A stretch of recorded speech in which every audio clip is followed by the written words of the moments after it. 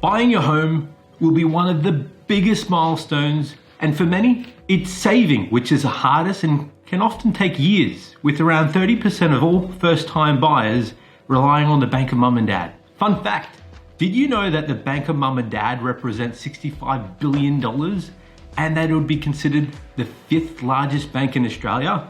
For today, we're looking at ways to do it Han Solo. Never tell me the odds.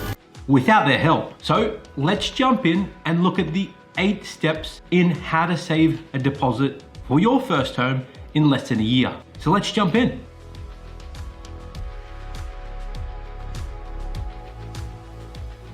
1, know your direction. Without a goal, your direction is like a ship without a rudder, endlessly directionless.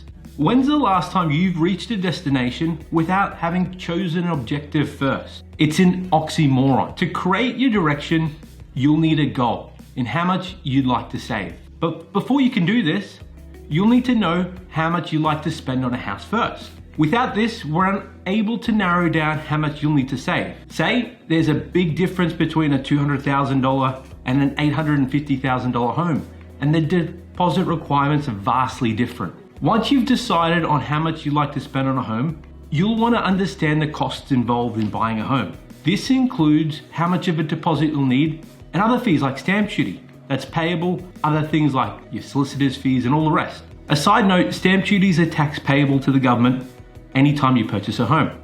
But a general rule of thumb is you'll need roughly a 10% deposit to purchase your first home. Before going Hulkamania on your savings,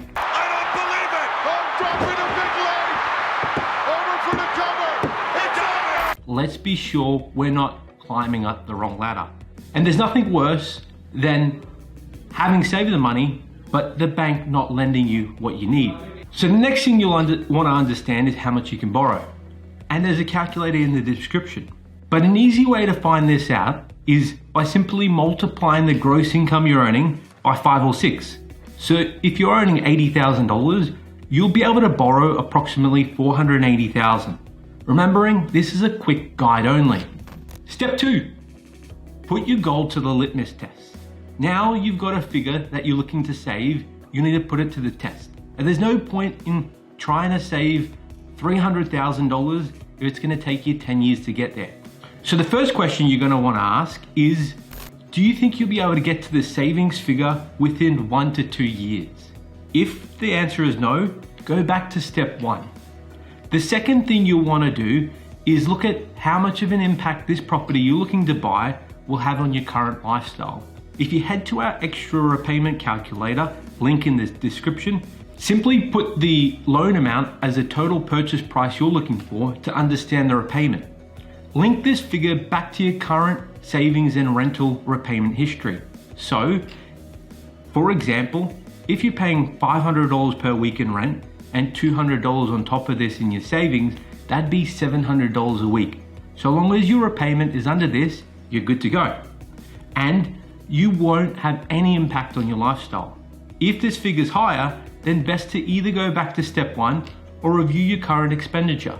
Your lifestyle will have an impact, so be sure you're okay with this sacrifice.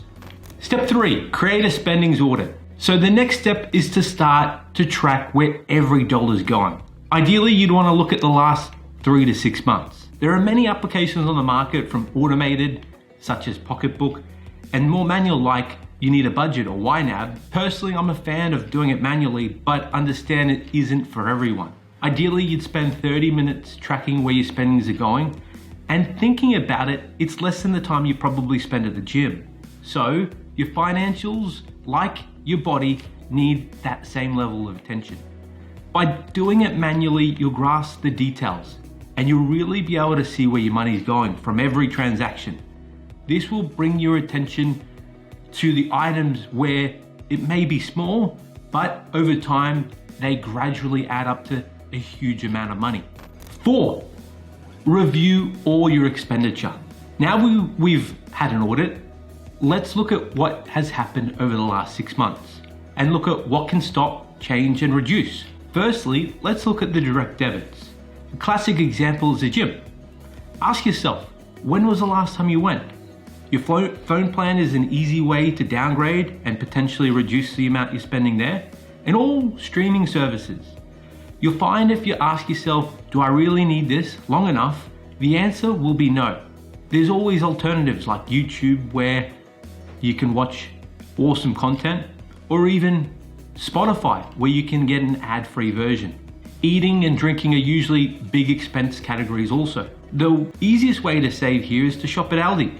Oftentimes it's 30% cheaper than its competitors. Drinking a barista-made coffee each day will cost you around $1,200 a year. If you wouldn't dare to buy an instant coffee, there are many great alternatives. For as little as 60 cents a pod, you'll be surprised at the brew quality. Like catching up with friends over dinner? Look at other ways to do this. Fish and chips on the beach would only cost $7 rather than an $80 fancy restaurant. And even still better, a picnic with some freshly made sandwiches. Car finance is usually a big expense. If you look at downgrading, can potentially save the difference each month. So if your debt is $10,000 and car can be sold for $15,000, use the $5,000 difference to buy you the best second-hand car possible.